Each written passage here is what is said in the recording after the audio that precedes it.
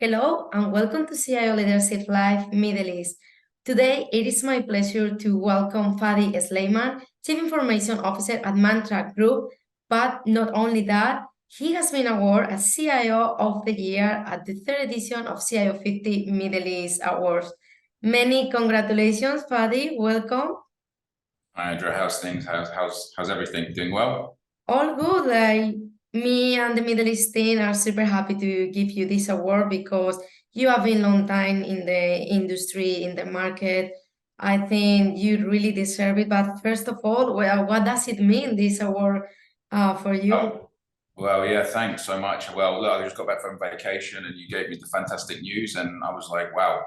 So first of all, it's such an honor and a privilege. I've been following the publication for a very, very long time in Europe, across the US and everywhere else. So, for me, it's one of the top industry publishers when it comes to the IT industry. Recognizing leaders, thought leaders, and achievers on meritocracy in the industry itself. So look, for me, it's one of the prestigious awards, so I'm delighted. But look, to be honest with you, any award that's given, it's always a big thank you to all the large people behind the scenes, obviously. I'd like to thank all of my IT teams across the 14 countries that we're operating in. I'd like to thank the Mansour family for their vision, my leadership peers and all the employees across the organization with fantastic passion, attitude and determination to make a real big change when it comes to technology and the good for the company. Well, I'm really glad you mentioned this and thank you for following the publication, but I'm glad you mentioned the team because, okay, this is about you, you're CIO of the year, but I mean, we all need our team behind. We need to have an amazing technology leaders behind us. And I know everyone in the IT at Mantra Group describe you, and everyone that met you describe you as a visionary. You just mentioned all the passion you need in technology. So what drives your passion for technology leadership? Well, that's a good one. I mean, listen, at the moment, at the end of the day, I started my career in IT by mistake. We had a discussion before, my passion was being a pilot, right? So when I joined IT industry and through the early years of my career, I got a real big buzz, just at trying to solve problems that people were experiencing. So that was something that, for me, captivated me, finding solutions using technology means enabled to achieve business outcome. So that was something that was really, really important. The other things that I would say is that, look, the challenge of change is always something that, I enjoy. As we know, normally in transformation programs and IT programs, it's not the technology that fails, it's usually because of the people element. So those are things I really, really step up into and enjoy significantly. I think the other thing as well is that, look, at the end of the day, we're in an industry and we're in a field of constant change. So you have to stay up with the current technologies, you have to stay up with the current trends. Not every trend or technology is applicable for companies. That's something, again, when you hear the hype and everyone's rushing after things. So you've got to be, as a leader, you've got to choose the right things that make sense for the organization in its current status and its current maturity as well. So those are things that really, really drive my passion when it comes to that keeps me going every day. You mentioned that you love fixing problems. What would you say, what would you consider the largest IT-related initiative for which you were responsible in terms of cost, time, scope, and team size?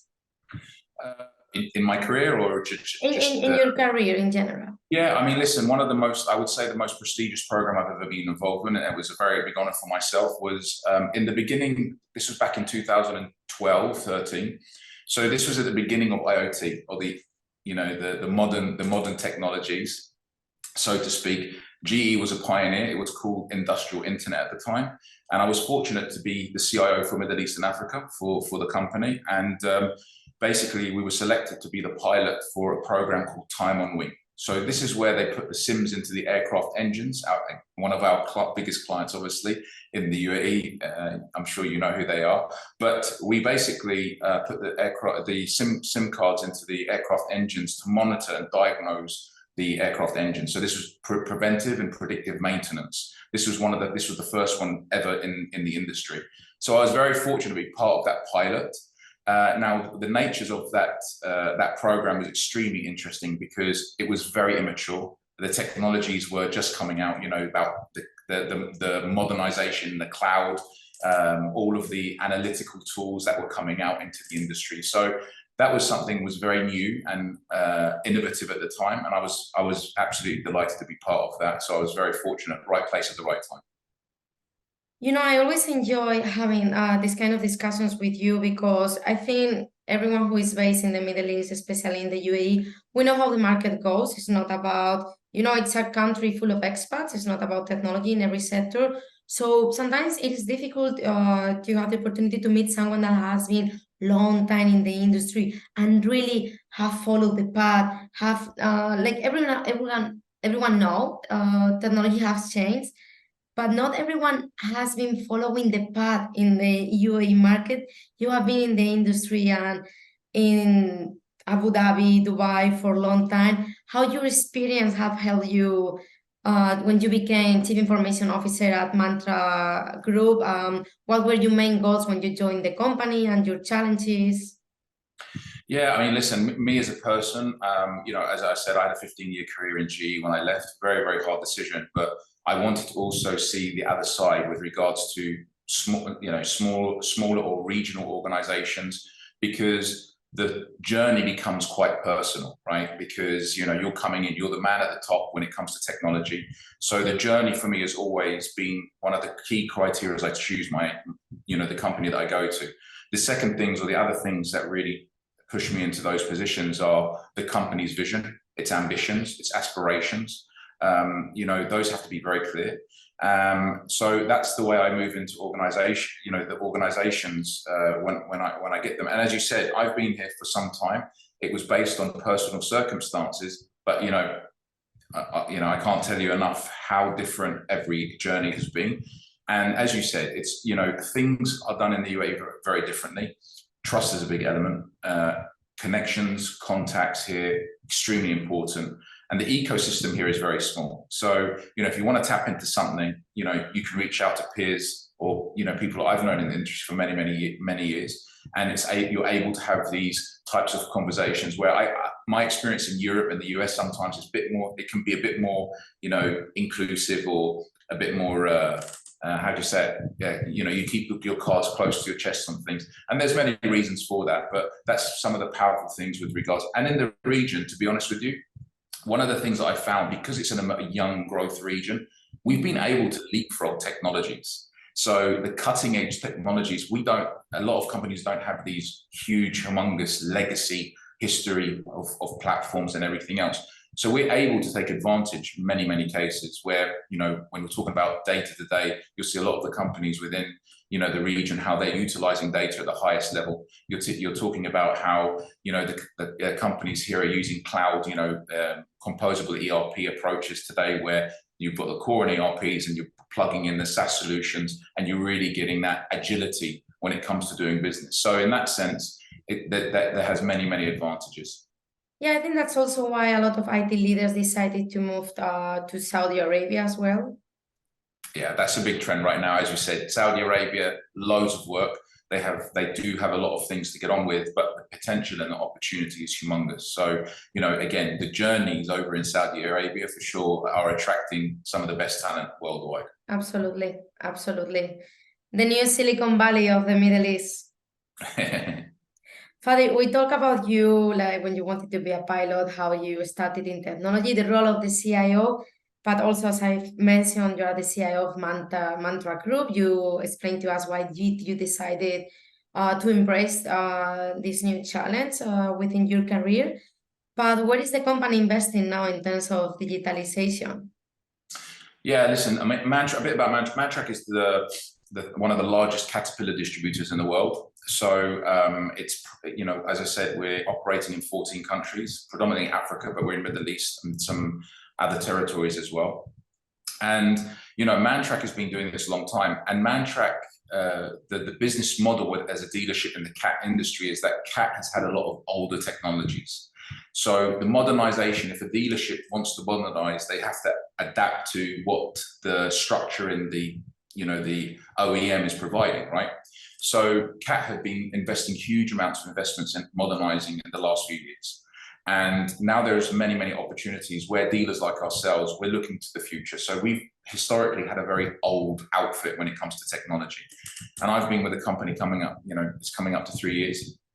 And basically it's about transforming the way we do business right across the board. So, the base of your, back office operational tools, the ERP, as I told you, I use the word calling it composable ERP. It's just a new terminology of taking the best parts of a cloud-based ERP, but then using SaaS elements in the best-in-class best-in-class platform elements to integrate within the ecosystem. So again, it talks about the agility, speed, cost. It enables us to move much quicker than we have ever done in the past. And we don't have to have these big, monolithic ERPs where we're actually paying lots of money, where it takes time and effort, to make changes. We're much more rapid when it comes to what the business require and our customers and our ecosystem. Actually, I was gonna ask you about the company's plans because we are almost in the new year, 2024. So I guess a lot of new expectations, things to do. But since you were the CIO of the year, what are the goals of the top CIO in the region? Listen, as I said, I think the advice I would give all CIOs is every journey is different. I think everyone understands that. I've said that quite a few times at things events I've spoken about. The thing is, you always have to think what's right for the company. So you take a holistic approach to understand what you can do for your company. One of the things that we generally oversee sometimes as a new CIO taking positions is that it's about expectations. So you need to set expectations from day one, because there are a lot of what I call fixing the basic elements you need to put in place before you start springboarding into the newer technologies that are demanded quickly by the CEOs and chief operating officers and CFOs. So that's something that we all need to manage. The other things, as I said, the newer technologies, artificial intelligence, data as well. Every business is striving to be a data-driven organization, but it's as we all know, it's a hell of a lot more complicated than it is just with those three lovely words. So huge amounts of work around MDM, about data classification, that needs to be done. Sometimes the business, they don't understand what that takes and the time it requires to do. So again, it's education. So CIOs need to be able to communicate clearly with the C-suite, with the board, about educating about what needs to be done. And if you do it right first time, the value that is going to come out of that. And the other things that we talked about is about AI. Listen, I think AI, is definitely extremely powerful for all organizations. At the moment, with everything that's coming available, everyone's trying to wait and see what's happening. We talk about chatbots, but chatbots are about being there. Autonomous bots that are coming on are much more intelligent. They're much more, as you said, you wouldn't know you're talking to a machine. That's the type of advance we're taking. The other elements where I always say is that, listen, if you put a concept of AI, I would say AI is like a rocket, okay? It depends how high, how fast, and where you want to go to. But in order to fuel that, your fuel is data. So fundamental building blocks needs to be information, the way you bring information, the way you consolidate, the way you classify, the way you governance the information. That is extremely important. And I think every CIO really needs to think about those fundamentals before jumping straight into, what I call the sexy stuff in the world of AI. So, but as you said, we're already doing MP, proof of concepts. We've launched it in Q4 on a couple of initiatives with regards to compliance and group policy elements that we're using artificial intelligence for our employees, part of employee experience. So again, we're partnering with Microsoft Copilot with a couple of experiments to see how we can do. One area I see somewhere changing dramatically is call center as a service. That's something that the autonomous bots can be a huge amounts of intelligence that thrift through a lot of things that we call a shift left strategy, where we're moving things back onto the consumer or moving back onto the employees of the company, but only doing the intelligent work, not doing all the graph. The graph needs to be done by something that can get the information, the correct information in the right way to the end user, whether that's the customer or whether that's the employee. Well, I don't know what to say. I think all the insights that you shared with us, they were amazing. And I completely agree with you. I think we all, I mean, you and me are all the time in these events, GITEX, big events taking place here in the region. We catch up with CIOs all the time. And now it looks like, I listened to a lady once like, okay, this year the hot topic is AI. It was blockchain in the past, then cloud. Then the next year we will talk about something new. And every theme is about the potential of AI, being an AI data-driven company. But sometimes when I catch up with CIOs, they tell me, but what are the problems that we have behind? Like, what is the right data we need to use? Like talking about the hospitals, like when I told you a chief information officer from healthcare, like, okay, but I only have the data, the access to the data from my hospital. When you told you as information security officer, what are the threats of implementing an AI strategy? So I'm glad you mentioned the perks of AI, but also the cons of this strategy. I think this is an interesting topic, and it is something that we will need to discuss also with more CIOs from different industries. But thank you so much for your time. Thank you, Fadi, and many congratulations for being awarded CIO of the Year. Thank you. It's, as I said, thank you. It's a great honor to receive the award, and we look forward to talking more about these things, Andrew. I know we only have a limited time now, but a lot of the discussions we've had in the past and we'll have in the future, it's all along the lines of the continuous next of where we go next with all the technology. It's a very, very, as I said, the industry and the region itself, it's a fantastic place to be right now. Absolutely. Thank you so much. Take care.